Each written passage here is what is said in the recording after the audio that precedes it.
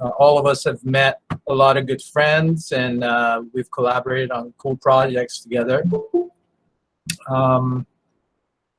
And I'm still admitting people here. Okay. So a few months back, how many months ago was it, Dennis? Dennis had a trip here to Orange County with his lovely wife, Erin. Hi, Erin. Where are you? So many screens I can't even see. All right. And we talked about how we run meetup groups now. And he talked about the Phoenix VR group. And we were like, yeah, we should have a joint meetup and get all our people to meet each other and get to know each other, you know, collaborate. And here's an opportunity to kind of do that. The chat is open. You guys could chat and communicate with each other as Dennis gets ready for this amazing presentation that he briefly went over it with me. And let's see. So Dennis is the Chief Technology Officer for All2 Technologies with over 20 years of technology experience. Mr. Bernia has helped create data visualization software and decision support systems for NASA and other U.S. agencies, and has served in roles supporting committees advising U.S.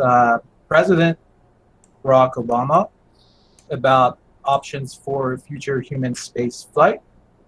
Mr. Bernia regularly collaborates with cutting-edge organizations and university research labs as a technology. I'm sorry, I'm still admitting people. Technology subject matter expert. Dennis serves as a adjunct faculty at Arizona State University, informing students how to develop video games and interactive systems at All2 Technologies. Dennis oversees the development of future of work applications. Thanks, Nami. Appreciate it. So I'm going to do the best that I can. I think probably the easiest way for everybody to see this is I can either present it and override all your screens, or you can pin it. I'm going to go into present mode. If you want to disable present mode, just kind of mouse over to the top of the screen and you'll see that you can exit full screen, because I know some folks kind of want to be doing other things and I just don't want to take up your entire screen if I don't have to. So give me 1 second.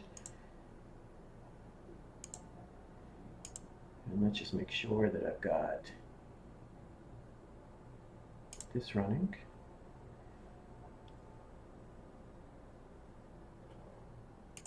So cool. Does everybody see that? I could see it. Okay. Awesome. Yeah, I see it. Great. Yeah, so this is going to be a joint meetup. I'm Dennis Bonilla. I've known Nami for a few decades now. We're old friends and interested in similar technologies and the kind of creative direction that technology has taken us. And so I'm going to cover a few of the most cutting edge kind of filmmaking workflows that are available right now. I'm going to give a little bit of history. So the group that I run out of Tempe, Arizona, usually is a wide variety of different people, subject matter experts that do 3D modeling, people that animate, some people are psychologists. We often get teachers that come over from the university to attend the meetup. I know that there's some aerospace people on the call. There's some people that are in all kinds of distributed information systems development. So it's a wide breadth of people from our meetup out in Tempe. And Nami did a really great job explaining to me the types of folks that attend the DMAOC meetup. And I think there's a lot of overlap. So what we thought might work would be kind of a general conversation. Normally when we give these presentations, anybody from the group is they can either present or they can ask questions at any point. So feel free to interrupt. The whole presentation is probably about 30 minutes long. I figure we'll probably end up in a conversation that lasts another 15 minutes after that. So if I get to any point and something doesn't make sense, or you've got some insight about it, please feel free to speak up, because this is, like Nami said, about collaboration and kind of helping each other in this community. So we're going to talk about the future of filmmaking. And the things that really are the takeaways for this presentation are: what is a volume, right, in relation to filmmaking? What is telemetry? How can you use a game engine? And what does the future look like? Really, like what does the future of filmmaking potentially bring to us in the next 2 to 5 years? And we'll have a lively conversation around that. So really, to start all of this, we're going to give a little bit of background and then move quickly through that to kind of what the cutting edge is now. So in order to start talking about what a volume is, let's first talk about who James Cameron is and what he did, right? So I want to take a moment to describe to you all this independent filmmaker. You might recognize his name. Loves to make movies about aliens and robots. This is not James Cameron. This is Neytiri, one of his characters. And this character is not real, right? And yet there is an actor that has played this character, and we would recognize this from the Avatar movie. And so what we have here is one of the very first really cutting edge photorealistic characters in a major motion picture. There have been several for many, many decades. We can go as far back as Tron and even further back to talk about CG in films. But this is a character that required motion capture and a volume, and I'll get into what a volume is, in order for this thing to come to life. And so James Cameron, when he was working on Avatar, was developing a system called the Simulcam or Simulcam. And so the main idea here around the Simulcam is that there is a real camera with a LCD display, and the camera has some tracking system applied to it, so that as it moves in this space that is actually real and occupied by actors, it is also simultaneously moving through a virtual environment. And this was a way for James Cameron to be able to film his actors as if they were actually in the world of Avatar. Okay. What's incredibly interesting is that as prices have dropped and these tracking systems have become increasingly more affordable, they've started to pop up in other areas. And we'll talk about those other areas and what it means for folks like us to have access to this type of data and this type of kind of data acquisition system, because ultimately that's what we're talking about. Neither of these folks are James Cameron. So this is a different type of volume, different than the Simulcam volume. So the Simulcam volume really was about a simulated environment and being able to move a camera through a simulated environment. This is the volume out at Intel Studios out in California. And what this volume does is it has a series of rings of cameras, right? So there are several, I think there are like 120 or so cameras at this point surrounding this volume. And what this volume does is that these cameras are taking many, many, many images per second of a performance that is occurring inside of the volume. And what that allows for Intel and their partners to do is to recreate in 3 dimensions the entire performance. So Intel right now has been working with stadiums. Unfortunately, they were at a point last year where they were ready really to launch with the Olympics and with the World Cup. And so because of COVID, of course, there's like nobody at these stadiums. But what's interesting is that if you take a ring of cameras and you put them around a stadium, you now can do something called volumetric capture inside of this volume. And so the volumetric capture that occurs essentially allows you to create 3D assets of the entire performance. So before, where you were compositing 2-dimensional imagery or video, you're now getting to a point where with some post-processing, you have a 3D model of the entire performance. So if you want to move, before you could render the car and move the car around, but that wasn't the human. Now you could literally capture the performance of a human in a volume, render it beside the car. The customer comes back and says, hey, listen, this isn't actually the angle I wanted, or I want a different hero shot. Move the camera in your 3-dimensional system, and boom, you didn't have to do a whole reshoot, right? You can now literally have a camera be anywhere in 3-dimensional space with a volume like this. So kind of just to talk about what a volume is. So a volume in filmmaking can be a type of real world environment in which simulated and real world actors and objects can perform in the same virtual space. And that's a mouthful. It basically means in real space, real meat space, and then in virtual space, there can be a coalescing that occurs on a stage. And that stage both exists in virtual space and real space. So it's often called a volume because it's massive and it's built to be reconfigured for different sets, shows, or shots. The other important thing to know, and we'll start to talk about this a little bit, is that volumes can employ a variety of sensors for performance capture. So it's not just about the camera anymore. There's actually mocap happening.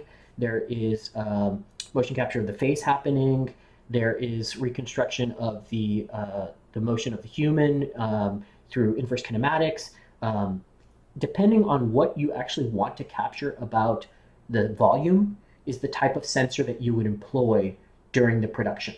So if you wanted to do some kind of crazy predator heat overlay thing, you could actually have real temperature sensors in the volume and then match up that three-dimensional information to the actor's performance. You could do all kinds of crazy stuff now. So these two dudes who you might recognize, they worked on a movie that was the CG adaptation of the Tintin comic books. And they were leveraging the workflows that were originally developed for Avatar. And what they were doing with Weta down in New Zealand was really kind of rethinking about how one could have a virtual set and employ those workflows toward all kinds of movies, not just Avatar type movies, but all kinds of different films. It just so happened that Tintin was kind of a perfect example for the use case for this workflow. But as we'll see, the workflow has gone from full CG films to actually not a whole lot of CG films, like where there are actual actors that are not being turned into other, it's not a motion capture system. It's more about a performance system, and this will make sense in a bit. So all I'm saying here is that the evolution continues around this type of volume and the use of data and sensors for capturing the performance. So those data and sensors, right? So ultimately, telemetry. Telemetry at its simplest is the process of recording and transmitting the readings of an instrument. Okay, that's ultimately what telemetry is. It's not a specific sensor. It's not a specific reading. It's not a specific protocol for the transmission. It's simply that it's the transmission and reading of the data coming from that instrument.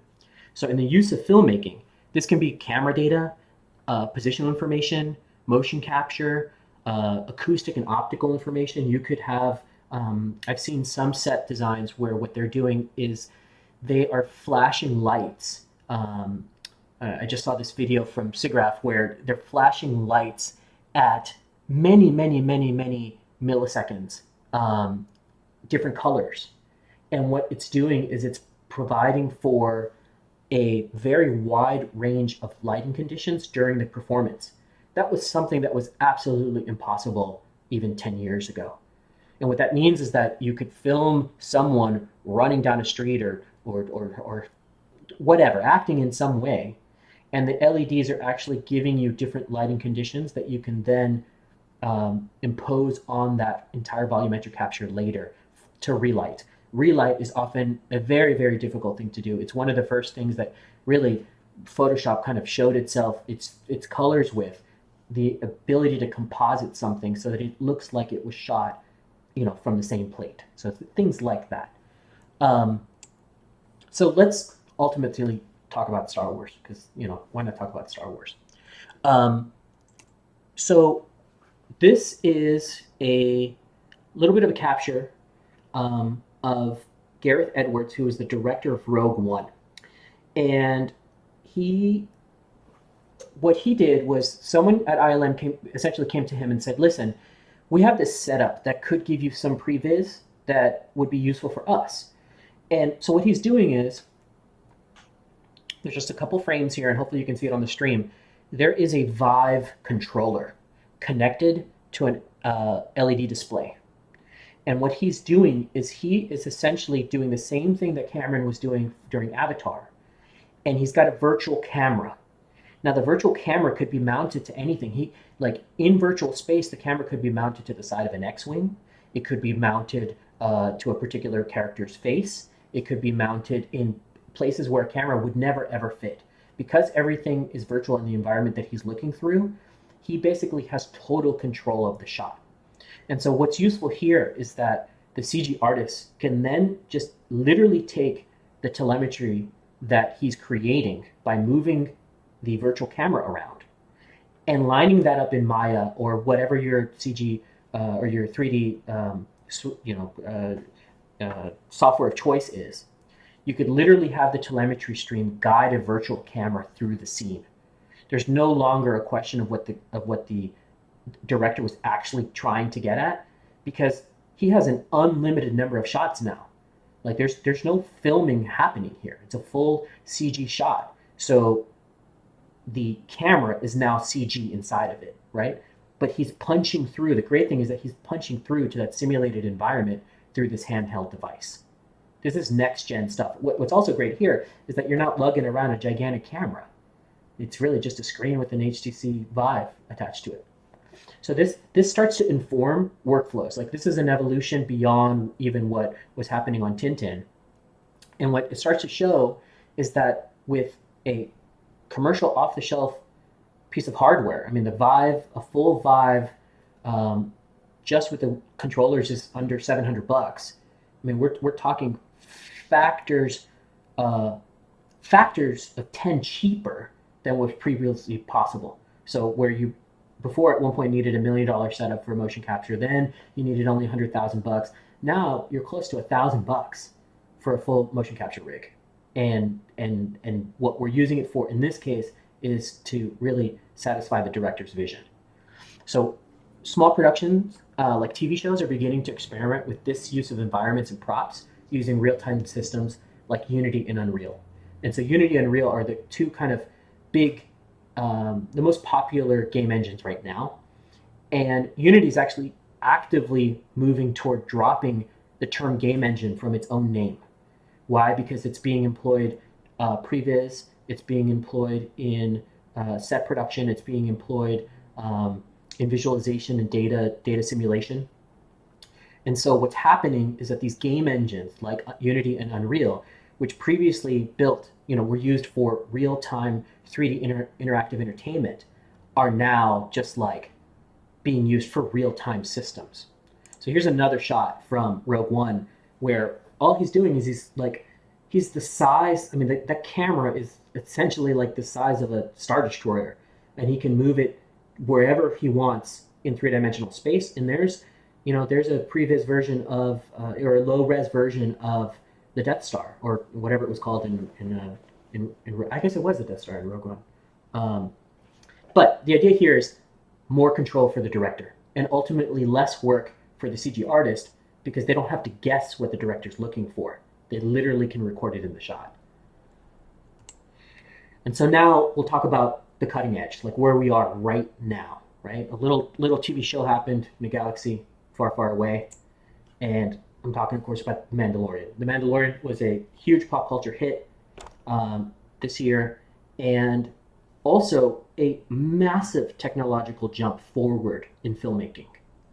And so what Jon Favreau has employed is a mixture of technologies now. Now he's leveraging telemetry. He's leveraging the volumetric space, volumetric capture. He's also leveraging the volume itself as a type of reconfigurable stage. And I'll show you what I mean by that.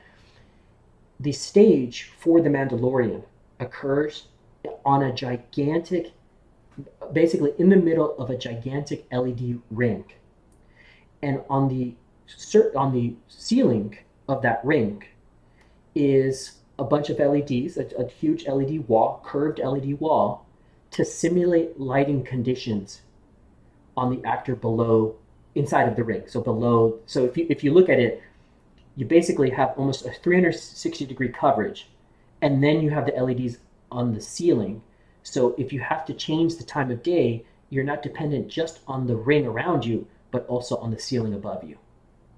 And that, again, was not possible even 10 years ago. The price of LEDs has dropped, camera controlled software, game engines, all that kind of stuff. We're approaching a place now where someone at home could do mocap and stage design using an off-the-shelf VR system. Eventually, we'll get to a place where people may not even have to go to a stage to do some of their performance. So this volume is made up of high-resolution LED displays. This was the evolution of the volume itself. So here's what's possible. If you're looking at this scene, everything essentially everything behind the Mandalorian is not real. That is all happening in Unreal Tech. So anything in the foreground, so any of the foreground elements, like the canisters or the tires, or things maybe that they have to be in the foreground in some way, those are real world objects. But the ring, they're standing inside of the ring, and it looks as if they're on a set. And so now you've just saved yourself millions of dollars in creating that set. You still have to do the CG, right? You don't necessarily need a practical set, but somebody still has to do the work of creating the actual CG set that's being composited in here. What's interesting too with this is that Unreal, the amount of processing power that they're needing for these shots. One thing that I was reading was that the way that this is done is that the camera is tied to Unreal Engine. So when the camera moves, the LED displays change behind them as if they were moving through the actual virtual space.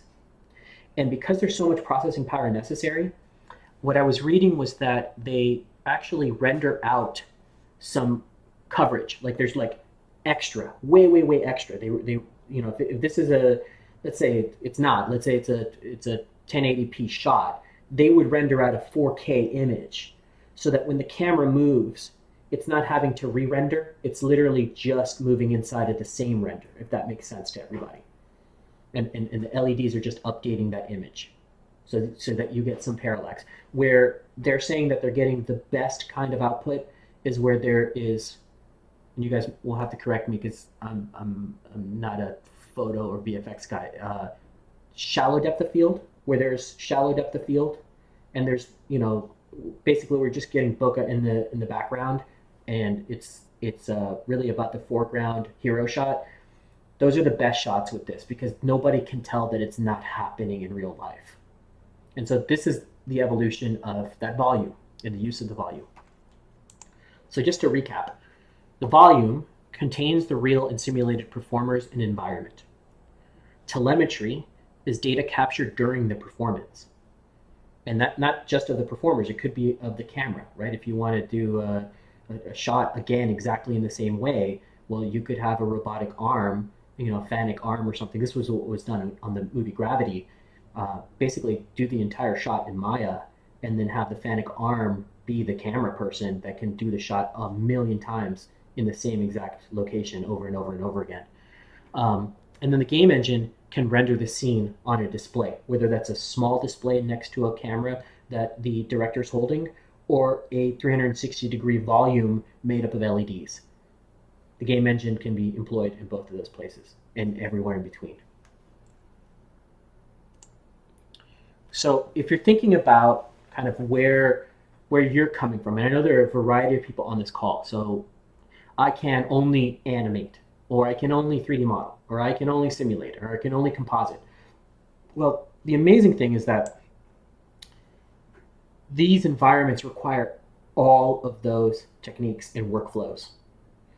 These are still very, very complicated scenes to create. And I know that the VFX folks that are on the meetup, exactly what I'm talking about. Like saying that, oh, it's so easy now that we can use game engines. Well, that's not actually true, right? It still requires somebody else. It still requires an artist to create the scene or to light the scene. If the water doesn't look right, well, then you can't use it. And if the water is simulated, well, then you should have a more accurate simulation. If the time of day is not correct, if you're in a scene on a certain part of planet Earth that just doesn't get that type of lighting ever, people are going to tell the difference, right? There's just some skies that are just not possible in certain places. And so the artistry of it is still incredibly important. And I want to stress that to everybody on the call, because just because you've got a game engine doesn't mean that you get all these assets for free, unless you get all of these assets for free. So what happened recently was that Epic, which owns Unreal Tech, is battling with Unity for supremacy of the game engine world. Epic, with all the money that they make, just bought Quixel. And those of you that are in VFX already know what Quixel is, because you use them in your shots all the time. They're high resolution captures. They're models of real world environments and objects. So Epic just bought Quixel and its vast library of world parts, and they're offering them to anybody that is using the Unreal Engine for free. So we are racing toward basically sub $50,000 productions that are movie quality. And that's just crazy, and it's happening very, very quickly. The other thing that I think is interesting too is that these filmmakers, you've got these luminaries that are all kind of chasing realism and malleability of the form. So like Lucas, created ILM in order to chase this kind of, dream machine. Basically, whatever you can envision is what you should be able to see on the screen. Well, we're approaching that with these game engines, and the cost barrier is very, very low. I expect, if we're talking about the George Lucas or Steven Spielberg of the next generation, it's probably going to be a kid, some 19-year-old film student, or some young girl interested in filmmaking that's going to come out of nowhere and make a movie that looks like it's $100 million movie on a nothing budget, and not sweat doing it. I mean, that's the potential future that we're looking at, right? People being able to make TV shows, like worthwhile TV shows, like they're saying that this may be the golden age of television. Really well thought out, well visualized stories. We're talking about the possibility of that occurring in people's homes, and COVID is only accelerating that. Why? Because we're having a presentation with 29 people right now. None of us have left our offices or our rooms, and this is totally possible. So here are ways in which you could use a game engine: previs, blocking of shots, compositing, mocap, set design, completely virtual sets. So not even like, you could do it as almost like a CAD system, but you could also just not even have to build it. If your production is right for it, you could actually shoot the entire thing in engine. Simulations, if you wanted to see maybe a crowd of people, and this used to be, forget the name of the company, but I think the system was called Massive. I can't remember. Do you all remember with the Lord of the Rings? What was the Lord of the Rings simulation system for crowds called? It was Massive. Okay, Massive. So Massive was a thing that you did in post before. Massive took some time to crunch, and you'd have 100,000 warriors on the field. Now imagine with a game engine, you could literally set up those 100,000 warriors, have your actor in the foreground, and have them go nuts. And every shot is completely different. Why? Because they're potentially being run as simulated agents, AI agents inside of the game world. And so the battle is different every single time. It's nice and fresh every time. Or not, right? Maybe you need the same exact shot. But all I'm saying here is that game engine, because it's virtual, because it's digital all the way through, it allows you an amount of flexibility that, like I was saying before, is like having a dream. Basically, anything that you want to happen, as long as you've got the processing power, you can make happen. Almost anything in real time at this point. The other thing too is that you don't have to be in the same place to do it. Latency is still an issue. I will say that for doing real-time mocap on something like a Vive, the Vive is able to achieve I think it's 25 millisecond latency in order to not make a person sick. So that latency, the near real time system that the Vive gives you is only hindered basically by the pipe that you have to where that telemetry is going. So if I'm on a set in California and I got to feed that telemetry to New Zealand, even on fiber might cost me several milliseconds more that I desperately need, because in the volume in New Zealand, there could be a lag there. And like I was saying with the volume on the set of The Mandalorian, they deal with the lag by kind of over rendering. I don't even know if that's a term, but they just kind of render beyond the necessary, so that when the camera pivots a bit, it gives it a little bit of time to catch up. So, a funny thing happened on the way to this presentation. So, Nami, please just kind of talk as I set this thing up. If my computer blows up doing this, just know that it was for a good cause. So give me 1 second, and let me see if I can do this. Do you all see that black screen? Do you see that black screen now? Yeah. Okay, awesome, black screen. So, the cutting edge. It's cutting edge. Okay. We got something. What do we got here? What are we looking at here? Anybody recognize this guy? No? Does he look too weird to be recognizable? Okay, well, this is Colossus from X-Men. Okay. Oh, those Duke Nukem. Close. So, give me a sec. And let me try to do this thing. This has been running in the background. So you got to tell us how you do all this. Yep. So I've got a Vive Pro headset set up right now. I'm in my home office, and there is some rigging that has occurred. And so what rigging is, actually, one of the CG pros tell me what rigging is, because you guys will do a better job than I will. Anybody? Rigging? Rigging. Well, rigging is basically this skeleton of a character, basically the bones that you kind of confirm the body or the sculpture, the skin of your character that you connect it to. So that's basically a fast way of saying rigging. Okay, so hopefully I can get this lined up. Of course, now that I'm going to try it, it's not going to work. So give me 1 sec. Give me 1 sec. We'll keep this down on the ground for a second.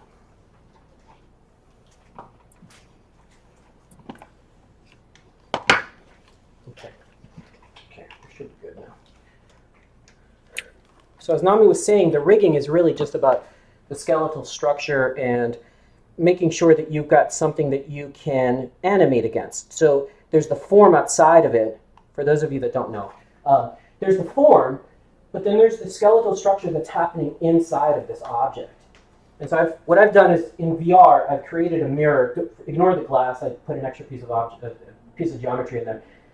I have this object that is fully rigged. I've put a mirror here so that we can actually see what I'm about to do.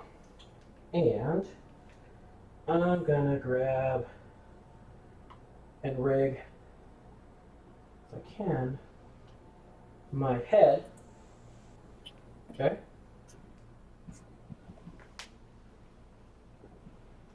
How about that? Cool. Yeah. So Nami, you had some questions when we were talking earlier. Yes. Lots of questions. So how are you animating the fingers and the hands? Okay, so what's occurring work? here? Let me go back and get this. So what's happening here is that this is a rigged model using some Kludgy software to basically do inverse kinematics. In my hand right now are two controllers, and the controllers allow me to move some of the geometry, okay? Because the controllers are bound to the hands themselves, and the hands have some rigging. Now, what's also happening is I've got a headset on, and the headset is allowing me to manipulate my torso, essentially. What I would typically also have is a tracker, and I'll show you in a second here, but I would normally have a tracker on my hip, and then a tracker on each foot.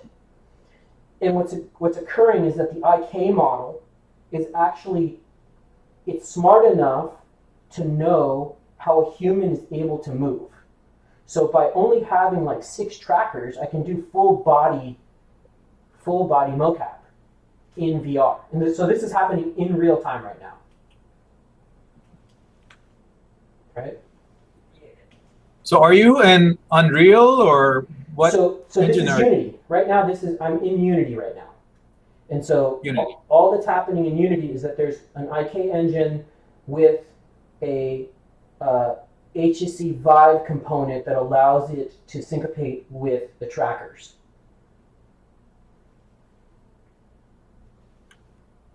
So cost-wise, Okay. what was the cost? So Yeah, how much? Did it So cost? we're looking Can you at raise the probably a let's say a $1,500 machine. I happen to like the Vives because the Vives have, like I was saying, I really enjoy their tracking capability. There are different tools for different reasons. There's different reasons I would use an Oculus than a Vive. If I was doing straight mocap and setting up a volume in my own home office, as I've done, I would use a Vive system. I have all the headsets here. Trust me, I've tried it all over the place, and the Vive, without a shadow of a doubt, is like the easiest. And what's great, remember what we were talking about, like you've got the simulation occurring at the same time. So, right, I've got a GTX 1080. This isn't even a top of the line graphics card. I can do some simulation in here. Probably don't want to push it too hard. At a minimum, I could do mocap. What I was hoping to do, but I couldn't find the model in time, was I was hoping to actually have the Mandalorian so I could walk around and show you the Mandalorian on the set of the Mandalorian. If you look around, this is just a cube right now. Actually, it might be a 360 sphere. I could do the same thing that Jon Favreau is doing, only do it entirely in VR, and just put the set here in this place. And if you wanted to stylize it, you could imagine an animated television show, the puppetry of that animated television show occurring in virtual reality in the next couple of years. So how did you get the fingers to have that jiggly type? Is there like a jiggle deformer? Yeah, Some so sort on it? yeah, exactly. It would just be it's just the physics engine in Unity being applied in some way to the model. In this case, this particular model allows for some of this softness, this weirdness. What's great, we were talking about telemetry before. If I wanted to mount something like a a Leap Motion, I was confused. A Leap Motion hand tracker, I could actually put that on the front of this headset, or this headset actually has hand recognition already. It has an API. So with the right developer, you could just enable the hand recognition. I could get rid of these controllers and it would just be capturing my hand. The only problem with that is because it's looking optically for my hands, they would disappear as soon as I leave the shot of the camera. And I don't want that. So I kind of like having this. I found a group out of Korea that actually is doing some really cool flexible gloves. They're doing some really cool flexible gloves. I saw them at CES. They just all graduated from college. I'll find you guys the name, and I can share this presentation so you can see it. They've got a glove. It was the craziest thing. It was almost like a golfing glove or like a weightlifting glove. It was neoprene. And so I said, hey, what are you guys up to? And they said, oh, we can do hand tracking. And I was like, oh, that's pretty awesome. Where's the rig? Where's the whole thing? And they're like, no, this is the glove. I put it on, and it's like a second skin. It's super, super, super, super smooth. I put on the VR headset, and I was able to manipulate every single finger. I mean, like it was crazy. It felt like real life. Like I was looking down at a hand that was moving exactly the way my hand would move. And so that's a company out of South Korea that actually has a kit that you can integrate into Unreal or into Unity to get that kind of quality of mocap.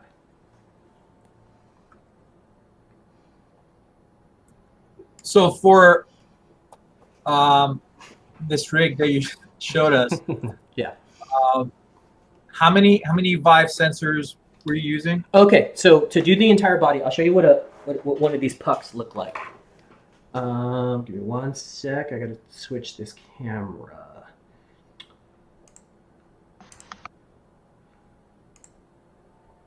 So if I stop presenting, I think you might be able to see me in a second here. I can't remember. Okay, so give me one sec.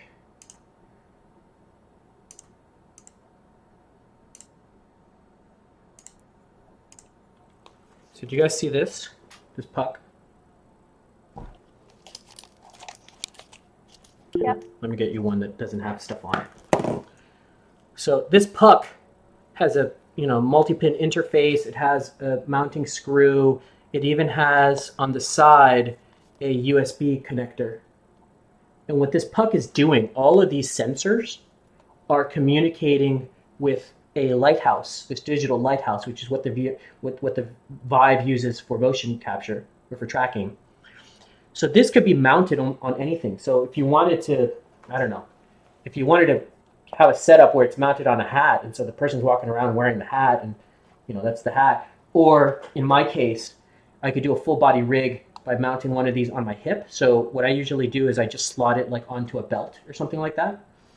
And then the other thing is, people actually sell like motion capture socks now for the trackers. All I'm doing is I'm taking a screw and then some Velcro. I wrap it around my shoe, and I can walk around with the thing. It's tight enough that I can walk around and do motion capture. And what did that cost? I mean, I literally went to the camera store to see what a mount would cost, and the mount was going to be $50. And then I said to the guy, "Hey, do you think you could like just sell me these screws?" And he's like, "Sure." And I was like, "How much?" He's like, "I could make mounts for you for like $3. Is that okay?" It's like, yeah, that's a freaking no-brainer. Spend $100 on the tracker. I don't want to spend another $100 just on the mount. So, $100 per tracker. You need one on your hip or back, one on your foot, on each foot. You get 2 controllers and a headset. So those are 6 points of data to do the entire IK model for a decent mocap.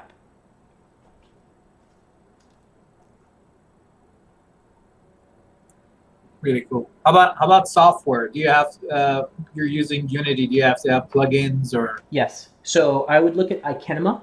So Ikinema. So I was doing some kind of exploratory work with Ikenema. My work is around future of work, and it's often around what are people doing in a given space, whether it's something that they're seeing or how they're moving through a space. And so I was playing around with Ikenema libraries, and I formerly worked at NASA. So I have some friends there that gave me a tour at Johnson Space Center. They have something called the Hybrid Reality Laboratory, which has a bunch of VR AR systems. So they said, "Hey, if you want to come in, we can walk through and have a day at the Hybrid Reality Lab." So I had some time to talk with them, and they are right now, they're not even experimenting. They're using Unreal Tech and some trackers. I'll give you an example of something really cool that they did. They had $1 million drill, and they have to train this astronaut to use the $1 million drill. The problem is they only have like a couple of those $1 million drills, and if you drop it during training, well, that's incredibly expensive to fix. So what they decided was they were going to train astronauts on taking panels off the International Space Station, and they were looking at the drill, and they were thinking about this $1 million problem, and they thought, "Hey, here's what we could do. We could take a Raspberry Pi, we could 3D print the form of the drill, put some weights in the 3D printed object, and have the Raspberry Pi with a bunch of those sensors that are on this tracker communicate back to Unreal, so that when the astronaut presses the drill trigger, it moves, the Raspberry Pi moves a little engine. And so the brain, which is in VR looking at something that has a drill bit at the end, believes that they're using the $1 million drill. So you don't actually have to use the $1 million drill to train somebody on the $1 million drill. Just use a $2,000 Vive setup and you're good to go. What was the question? I totally got lost on that one. What was the question, Nami? Software. Software. Okay. Plugin. Yes. iKinema. Okay. Yeah, got it. So I was wondering how they were doing all of this really great IK for the model of the astronaut, because they've got all kinds of crazy, like imagine this, they've actually got a system that has a low gravity simulator. There's a crane and a person puts on a suit. They put on the VR and they can simulate gravity on Mars and the moon. And the brain believes that it's like bouncing all over the place. And it's like this low grav system. It is the coolest. It's so freaking awesome. So I said to them, are you using iKinema? And they lit up and they said, yes, we just found it too. Like we're integrating it all over the place. So it would be something like Unity and iKinema or Unreal and iKinema to create your own system. And I because I don't do what you all do, I'm not so interested in that. I'm still kind of playing with some of these ideas. I bet there are already off the shelf, fully built out iKinema Vive tracker based mocap rigs. And if you absolutely have to capture the hands, I would do that with the leap motion. As long as you're in front of the camera, you're okay.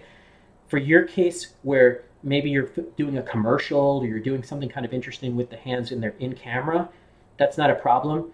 In my case where I actually have to capture all that data, I can't afford to lose it when it leaves the camera. But if you're filming it just in front of maybe the leap motion device, you should be fine. Cool. So, all right. The future. Here are the last few things that I'll hit you up with. So, as we've discovered, nearly free real-time motion capture. And I say nearly free because most of you probably have iPhones. The latest iPhone, as of the iPhone 10, has an IR projector and camera sensor. It projects 20,000 dots on your face to do the face detection. Many people, what they're doing is they're using game engines now to do puppeteering. What I've seen on some productions is that what they do is they actually just mount a camera right in front of the actor's face. And that's all you need to do the face capture. So nearly free real-time motion capture. A lot of puppeteering. I taught a class this last semester. I was basically either a real puppet or a CG puppet for most of the classes. No problem. It didn't blow up my computer, thankfully. Synthetic media. We didn't have enough time to get into this, but just the use of synthetic characters. Like I was saying with Massive, you could have thousands of characters in a scene which are not real. Dispersed production design. I know now with COVID, there's a concern that, how do we get our work done? Just having the same setup or parts of the same setup, you could literally take that volume and make mini volumes, right? Mini volumes at each person's house. I mean, we're like, it's almost approaching like a room that's like the holodeck room, but a room that does a volume.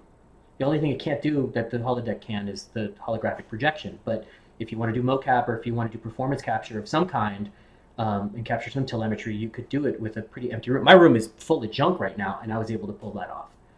And then the last thing is immersive previs. You saw what was possible with Colossus, and that was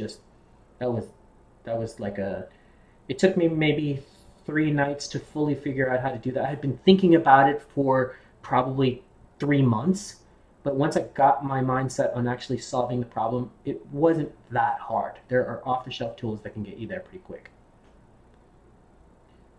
And that is the presentation. So, all right. That was amazing, Dennis. Thanks, homie. You can hit me up at Harbinger Alpha on Twitter, Instagram, whatever. like Nami said, I'm the CTO of Balto Technologies. If you ever want to collaborate on something, we're open to collaboration. Nami is the best. I know that you all over in the OC probably you have a gem over there. So thank you, Nami, for hosting us. Like I super appreciate it. Dennis, Thank you, it's a great guys. presentation. Thank you. You're welcome. You're welcome. Thank you. That was amazing. All right. Anybody? So, I got a question after you. yeah, if you guys have questions from Dennis, this is a good moment. We have a few minutes left. You can just bring it up. All right, I have one. Yeah, go for it. I am starting out at UAT Uh-huh. over here in Tempe, in Arizona, and I'm still trying to decide between a virtual reality bachelor's degree or a gaming programming degree. I'm trying to figure out which one will make me more marketable and like or more virtual reality. Got it. Like I plan on getting more degrees from there, but I'm trying to figure out which one to start with. So I'm thinking like VR, then programming, like game programming, or just programming in general. I would actually start more general, simply because the VR tech is moving so fast. Whatever you get a degree in right now is probably going to be moot 2 to 3 years from now. But if you get your base around, like what Nami was saying, what are the different plugins that are necessary? What is the architecture that we have to build in order for the thing to work? If you get your head around that, it'll be much more flexible for you 3, 4, 5 years down the line to say, yes, this degree is still good because it applies to all game tech. Okay. Any other questions? Questions. I have a question. Yeah, Noah. How close would you say we are to, whenever we look at that volume and that technology, I immediately jump to like tabletop experiences that we can watch from any angle we choose. What are your thoughts on that technology emerging here pretty soon? How much money do you got? How much do I have? Because there is an answer that is, Okay. it already happened yesterday. But Oh, the other part of that answer is that you would have to be a multimillionaire to view it. It's all Okay. commercial, right? So yeah, so FIFA, the Olympics, some NFL stadiums are already rigged up to do it. They can already capture. We don't know that. I know that. If you We'll just stick go home with COVID. if you do a little bit of Googling, you'll find it. Imagine this, right? You just saw what was possible. You put the headset on, and there you are in the actual stadium with That's what's up. 2 minutes of latency. I'm also not a huge sports guy, so I can deal with 2 minutes of latency as long as I don't hear whatever the other results are for the game. But you could literally be at any seat anywhere in the entire virtual environment that is actually a digital twin of an actual stadium. I have one last question. It's a little bit off the wall. Okay, go for it. Obviously, everybody in this chat has seen the movie Ready Player One, right? Mm-hmm. If you haven't, it's a really good movie. How close do you think we are to that? Again, how much money do you have? I've seen systems. So I was telling Nami, there's something called the Tesla suit, which is not it's not related to Tesla or Elon Musk. The Tesla suit.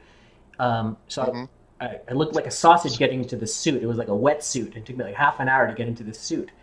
Oh, Lord. And then they said, okay, let's test this out. And I was like, wait a second, did you not calibrate this? And they're like, no, we didn't calibrate it. We're just going to calibrate it for you. Which means, okay, well, anyway, so here's what happened. So they said, well, we'll try a calibration scene. They made it rain in the scene. So it starts to rain. You're like in an alley and it's raining. I put on the VR headset and I literally feel drops of rain dropping on my shoulders, running down my chest, like down my arms in the Tesla suit. That's what's up. That was January. That's my ultimate goal.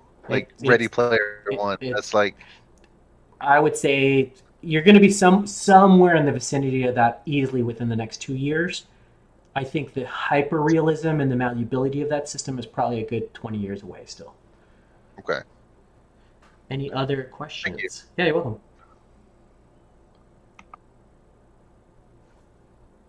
あ I'm looking at this as a business aspect.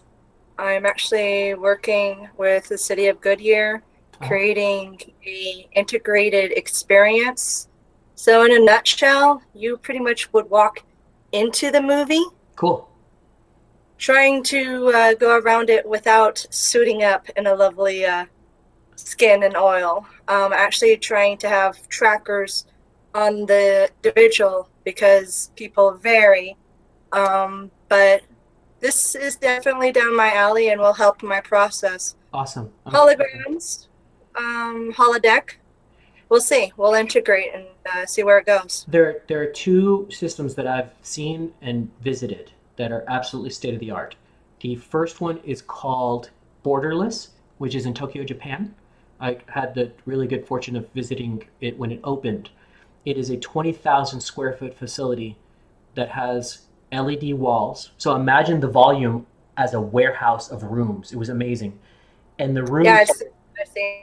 and the rooms actually change. They have an app, so you can make it rain or snow or whatever in the installation. Because it's all digital, you pull out the app.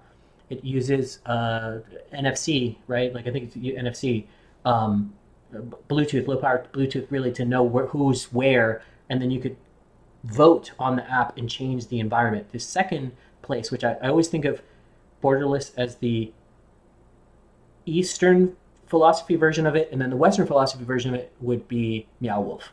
And Meow Wolf is just absolutely stellar. Like, that is like being in a dream. Meow Wolf is actually expanding. They were opening up in Colorado before all of this happened, and I'm trying to invite them to come to Phoenix. Yeah, so Meow Wolf actually is thinking about investing in a hotel in downtown Phoenix. There was a rumor that they were kind of scoping out real estate at the end of last year, I think.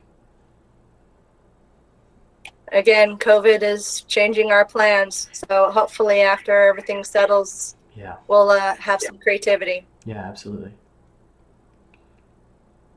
Any other questions?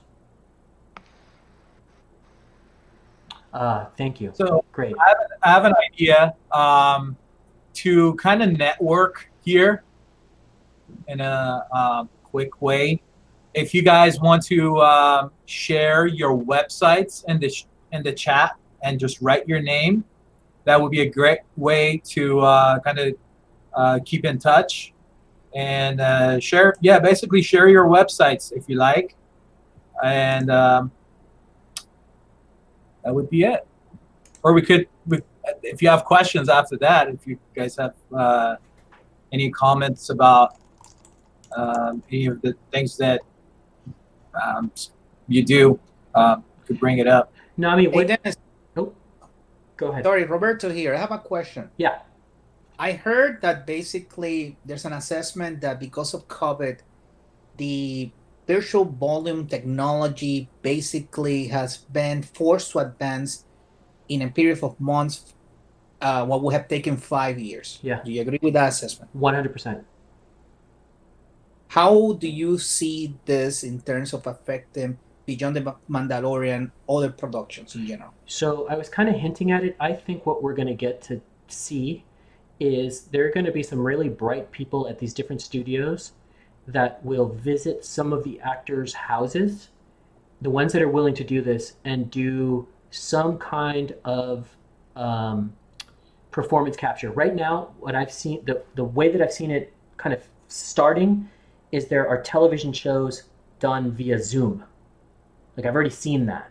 So I would imagine that the next step is going to be some kind of media synthesis, which is like, this is kind of the evolution of interaction, I think, because Twitter kind of harkened to the beginning of this when you're only one step away from the person you want to speak to. So Brad Pitt, let's say, or Quentin Tarantino, or whoever. If I wanted to have a chat with that person in virtual space and they have a photorealistic version of themselves, why would celebrities not do that? So I'm waiting for the first instance of that to show up. And that is only going to help production. Why? Because, yes, there's a vanity component to that, but you could actually do a full production just in virtual space for the most part. The nice thing also with The Mandalorian is that he's got a mask, right? So like there's no capturing the eyebrows and all that stuff. Thank you. Yeah, great question. Nami, I was gonna ask you. So, what kind of topics do you normally cover? Because I'd love for this to be a semi-regular thing. We don't have to do it all the time, but it's a very complimentary group, I think. We get technical. We start talking about software, industry news, and we get kind of technical in our group. And when you do this kind of stuff, you get stuck a lot. You have questions. You do a lot of problem solving. Mm-hmm. So we usually get each other's help to solve problems, and yeah, we do a lot of that. I see a couple of websites up, unreality3d.com. Lori, are you a ZBrush artist, or what kind of program you work with? I'm on your site. I see a whole bunch of cool objects on there. Lori's muted. Yeah, Lori's muted. She All right. super talented lady. Super talented. Yeah. Oh, thank you. Hi. Yeah, I answered in chat. 3D artist, XR specialist. Cool. Awesome. Arash, do you want to talk about Nira at all? Sure. Hi, everyone. Nice to meet you all. Great job, Dennis. That was super awesome. Thanks. So yeah, I've been developing with a few other developers a 3D viewer. So a lot of the stuff that Dennis was showing with regards to massive data sets, we're trying to specialize in making that more accessible and viewable. So for example, like the huge green screen stadium that captures the volumetric capture data, those data sets can be, terabytes in size, and typical desktop machines are not capable of viewing them. Even super high-end machines are not. So we specialize in making viewers specifically to make that more accessible and viewable. I posted our company website. It's nira.app. That's the name of the actual company and viewer. We're still in early beta, I should say, or probably even before that. So we're just working with select studios to get more feedback. Congrats on the Epic Mega Grants. Oh yeah, that's awesome.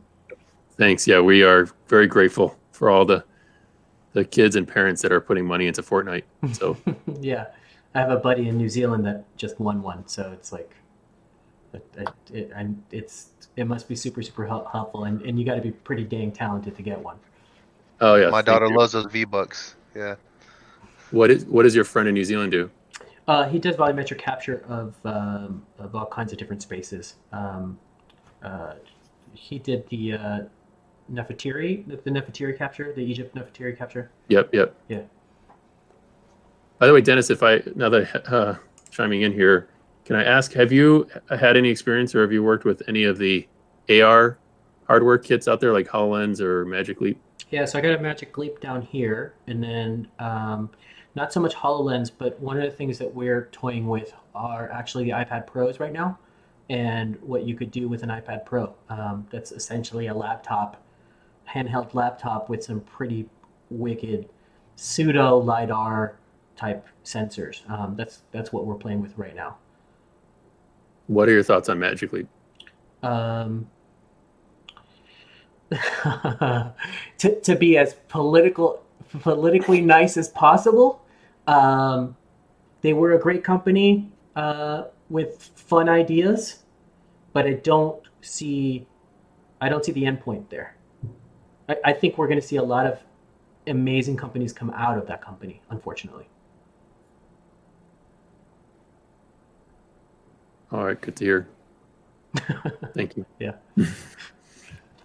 Yeah, I actually have same hardware, Magic Leap HoloLens.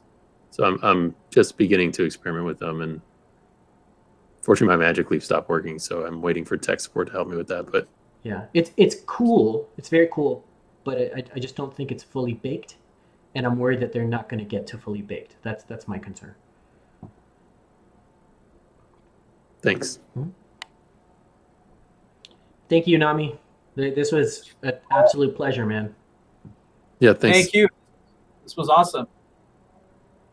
All right, guys, keep in touch. You know where to find us on meetup.com.